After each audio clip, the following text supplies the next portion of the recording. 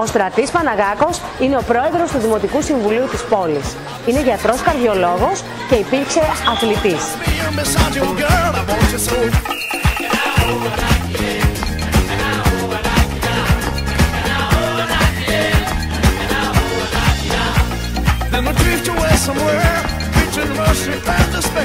Διάλεξε λοιπόν το κλειστό κολυμβητήριο της Γλυφάδας, πρόσφατα ανακαινισμένο, για το χαιρετισμό του.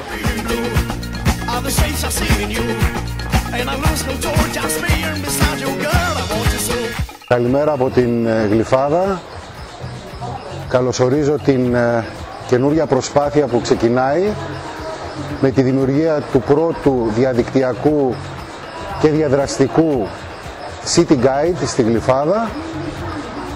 Σας καλωσορίζω με την ιδιότητα του Προέδρου του Δημοτικού Συμβουλίου, αλλά και παλιού γλυφαδιώτη και αθλητή στο ιστορικό σωματείο του Άνω Γλυφάδας.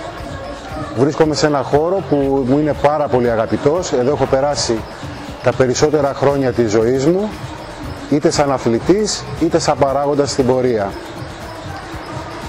Η Γλυφάδα είναι μια πόλη σύγχρονη, η οποία έχει τη δυνατότητα να προσφέρει πάρα πολλές ευκαιρίες, τόσο στο χώρο του αθλητισμού, όσο στο χώρο τον πολιτιστικό και τον κοινωνικό.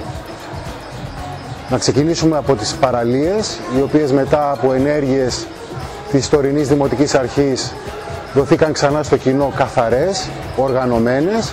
Είναι τα κολυμβητήρια της Γλυφάδας, το κλειστό κολυμβητήριο που έχει κανείς τη δυνατότητα και μετά την αναβάθμιση που έγινε το τελευταίο διάστημα να έρχεται ο πολίτης στην πόλη και να κολυμπάει σε ένα υγιές, καθαρό και ζεστό περιβάλλον.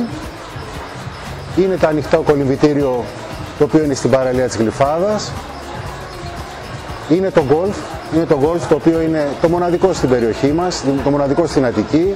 Έχουμε τα ξενοδοχεία μας, τα οποία είναι πολλά και σύγχρονα πλέον στην περιοχή. Είναι τα μαγαζιά.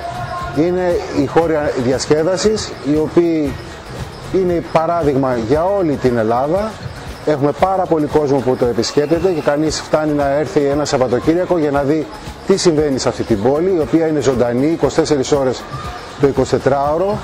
Είναι μια πόλη με προδιαγραφές, σύγχρονη, που δεν στερείται τίποτα σε σχέση με οποιαδήποτε άλλη πόλη της Ευρώπης. Λοιπόν, σας περιμένουμε στη Γλυφάδα.